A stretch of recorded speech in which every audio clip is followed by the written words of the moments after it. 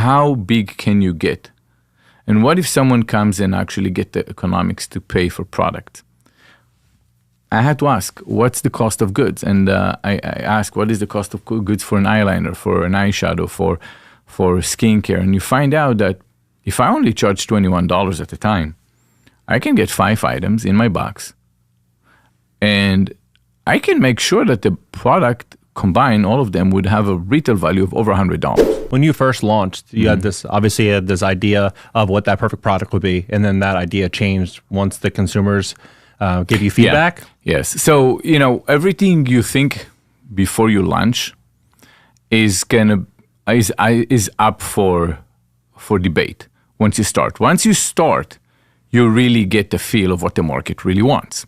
And if you're not very sensitive and kind of like putting your hands on if you're not tuned to the market and you're not touching the pulse and you don't know what the market wants, you're just going to run through. Imagine you drive and you're kind of like scraping a wall the whole time you're driving. You're driving alongside a wall and you keep scraping it like the Titanic. You're going to drown eventually.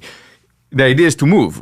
Right. You get a zigzag. So you get a lot more zigzags in the beginning when you run a business until you get the grasp of what you need. But you have to understand that the market is dynamic, so there's always changes, right?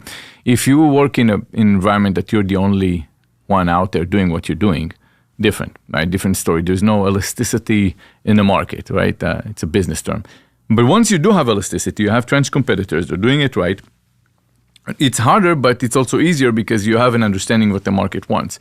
So you can decide, can I actually produce it?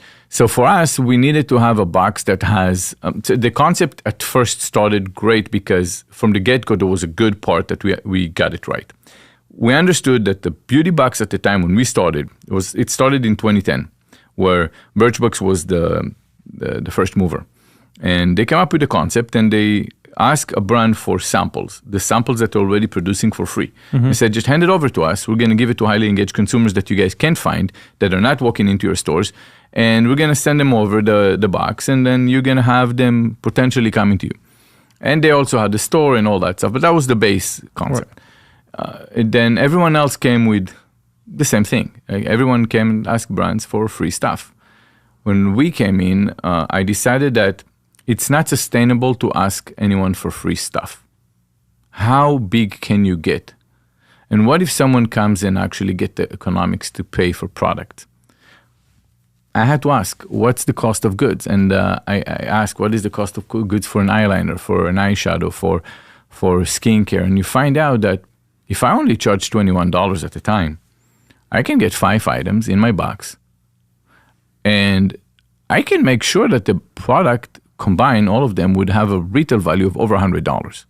So this way, the brand doesn't have to incur any cost. I'll get full size, not sample size. Full size is different because you don't have to go for new product development. Sample size require new product development. It's a whole new product. Just because you're selling a smaller product doesn't mean it just miraculously shows up. No, you have to produce it. You have to get a new mold. You have to go to, it's just a lot of work. So I go and I tell them, look, you don't have to do any work. I'm going to make sure I'm going to produce it. You just produce what you already made. And it also gives you options to do anything else. So anyway, you get the product for a cost of about $10 for all 5 items. You can if you know how to work it. And then you put it in a box. The brand doesn't have to incur the cost. The consumer get a great deal. They get full size, so they can get full experience out of the product. And the deal is great because you pay $21, but it's always over $100. Good surprise for them. And I can still turn profit. So it was a win-win-win-win for everyone. And then the next part for us was to learn what's good. What are good products? That took us about from 2014 to 2016 to really know what's good. What is considered good was not so simple like you think.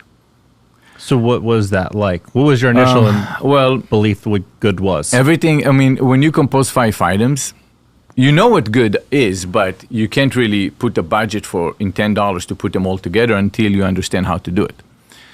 In a nutshell, you have to have 2 considerations. One is the cost of goods, and then the weight of the box. A big reason why we're profitable is because I understood that I have to be under a pound.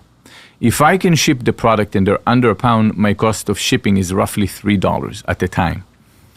If I don't, it's about $6.50 or $6.80.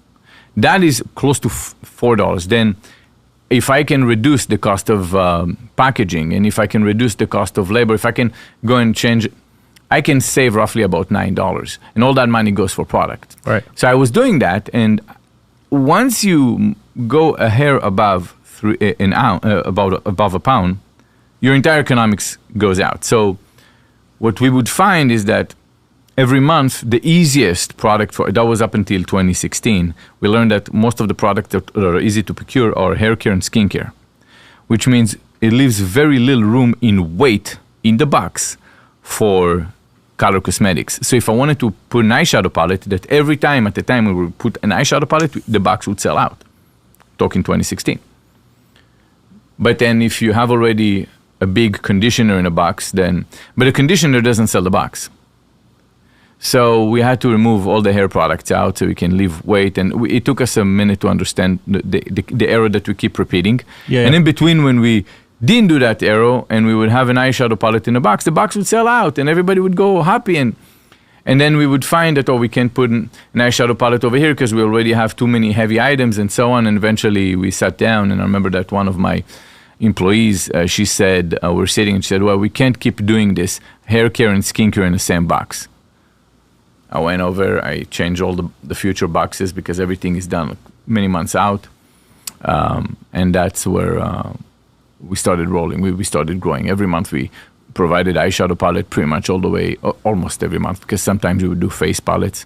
Women would understand what I'm referring to. We did this all the way until we sold the box at the end of 2020. And I couldn't believe how women would keep buying boxes with eyeshadow palettes every time, because they need more and more and more and more and more and more. And you start with, say, 60,000 members. You get to 1 million plus members, and they're still buying it. Mm-hmm. Just we dumped millions and millions and millions of eyeshadow palettes into the market for nothing. If you've enjoyed this clip and you'd like to watch the full episode, you can do so on my main YouTube channel by clicking the video here.